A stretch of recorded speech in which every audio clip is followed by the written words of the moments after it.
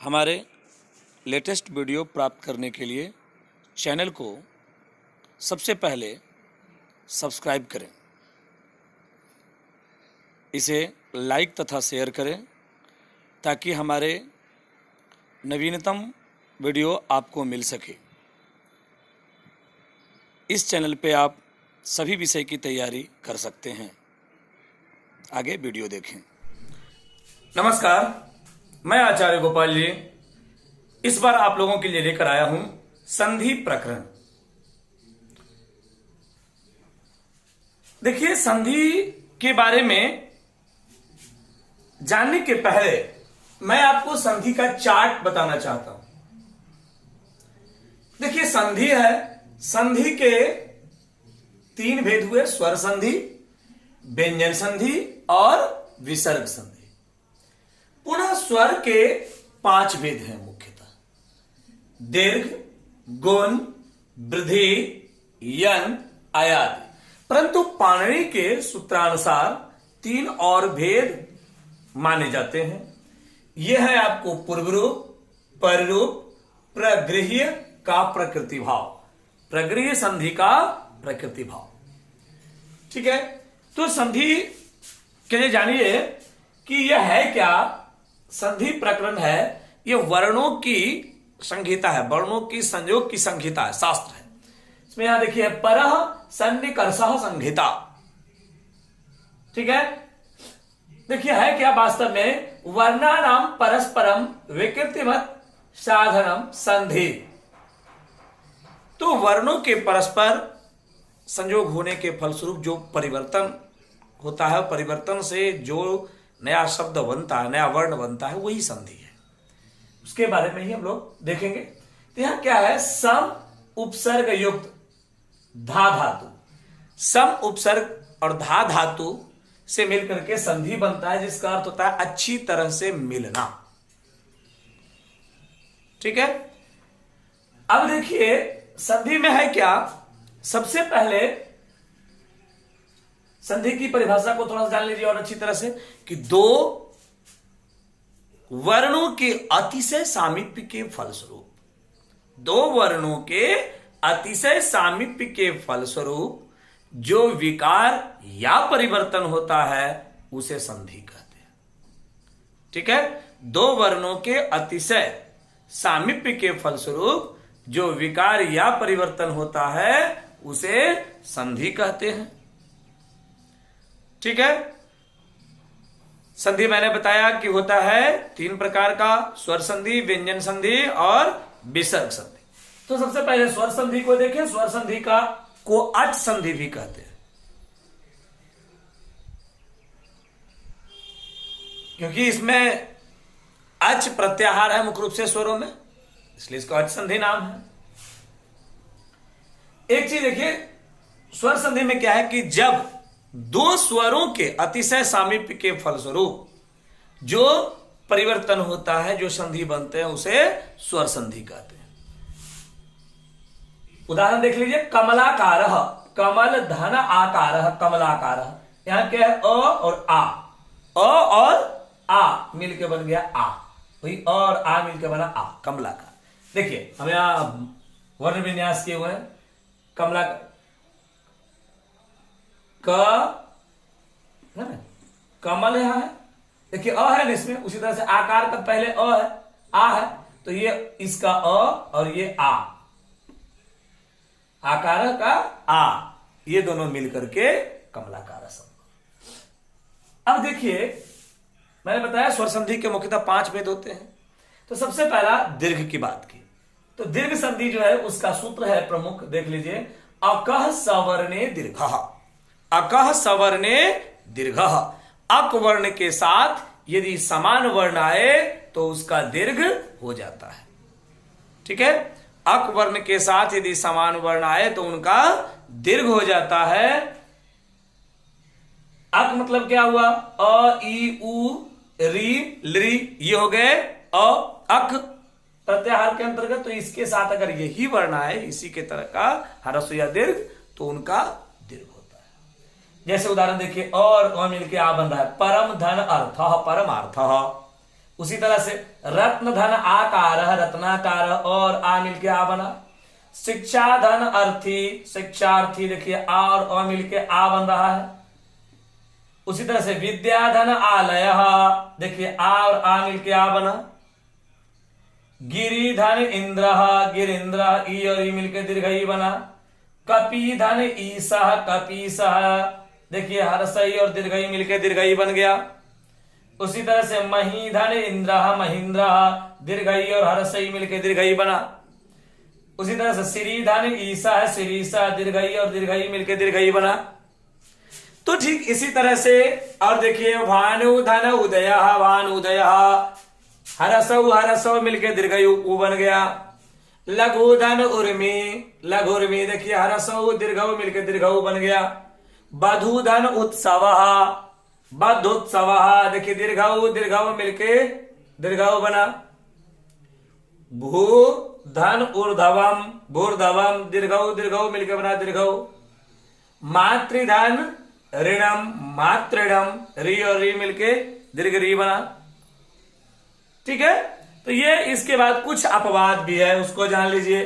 अपवाद क्या है? कुछ स्थानों पर अ के बाद अ आने पर आ नहीं होता, जबकि अ के बाद अ आएगा तो अ सवर्ण दीर्घ सूत्र के अनुसार उनको आ हो जाना चाहिए। लेकिन कुछ स्थानों पर ऐसा नहीं होता है, बल्कि अ ही रह जाता है। जैसे देखिए कुल धन अचा कुलटा, जो कहते हो रह गया, अ ही रह गया, कुलाटा नहीं हुआ। मार्त धन अंड मार्तंड मार्तांड नहीं हुआ।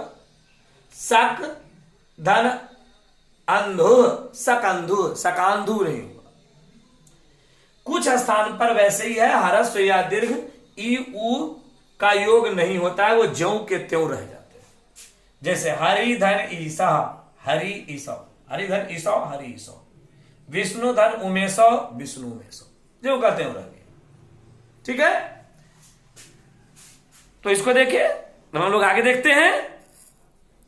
अब हम लोग देखेंगे गुण संधि। तो गुण संधि में है क्या? इसका सूत्र होता है आदिंग गुण, सूत्र होता है आदिंग गुण या आद गुण। अर्थात एक चीज, अर्थात अ या आ अर्थात अत के बाद हरस्व या दीर्घ ई उ री अर्थात इक प्रत्याहार हो तो उनका ए ओ अर अर्थात गुण हो जाता है।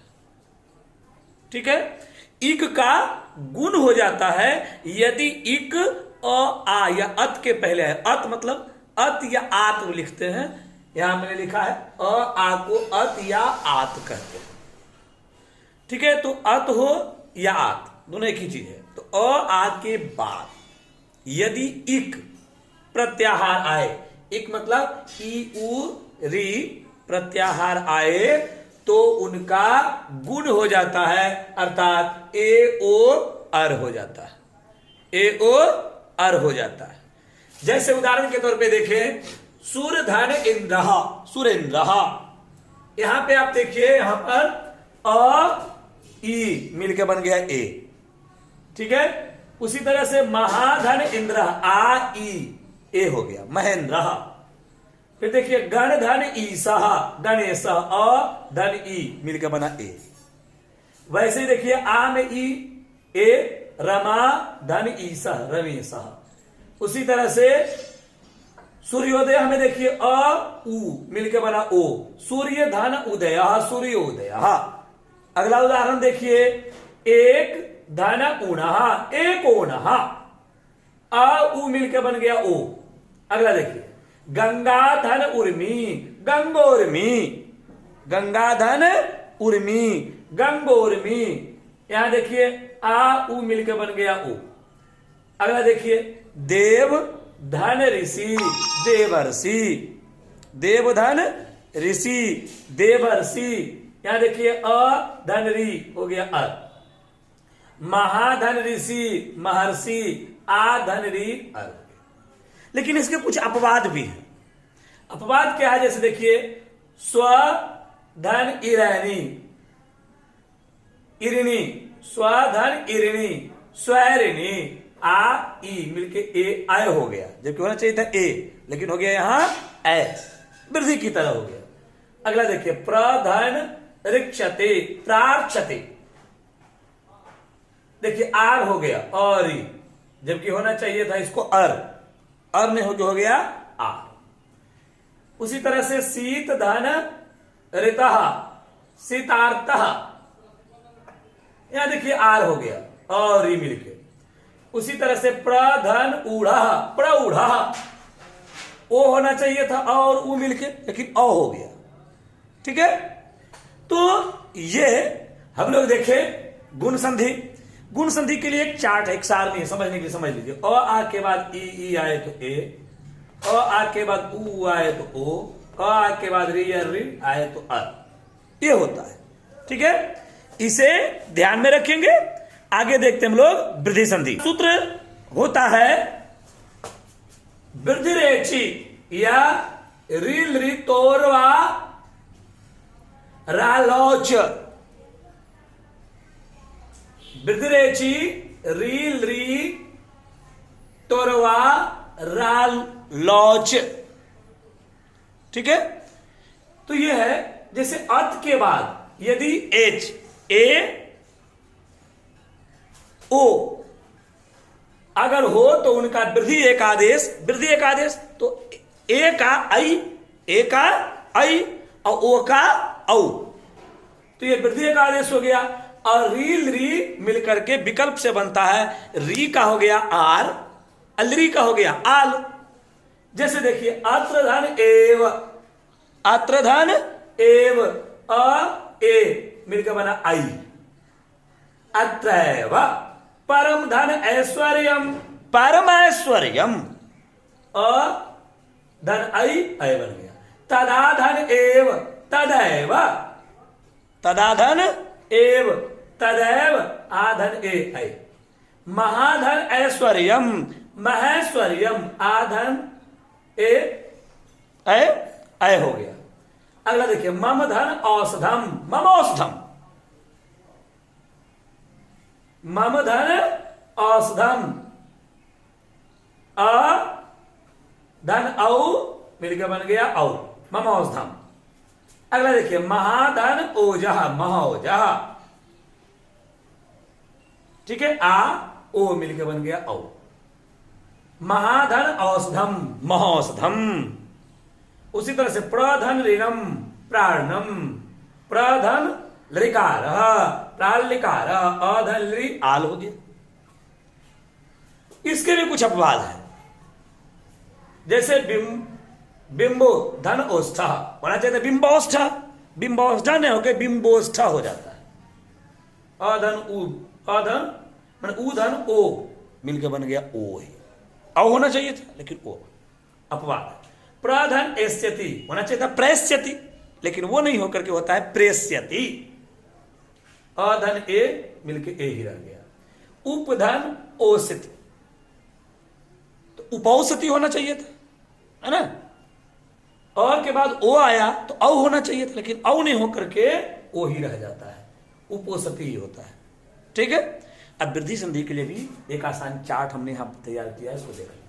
अ धन आ के बाद ए आई आए तो ऐ होगा, आ के बाद ओ आए तो औ होगा, आ के बाद री आए तो आर, लरी आए तो आर। ठीक है, तो ये साधन को, ये गुण का हो गया और ये वृद्धि का हो गया। अब हम लोग अगले वीडियो में इसके आगे का पढ़ेंगे। तब तक के लिए धन्यवाद, आपका दिन शुभ हो। और यदि आप हमारा लेटेस्ट वीडियो प्राप्त करना चाहते हैं तो हमारे चैनल को जरूर सब्सक्राइब करें, लाइक तथा फॉरवर्ड करें। एक बार पुनः आपका बहुत बहुत धन्यवाद।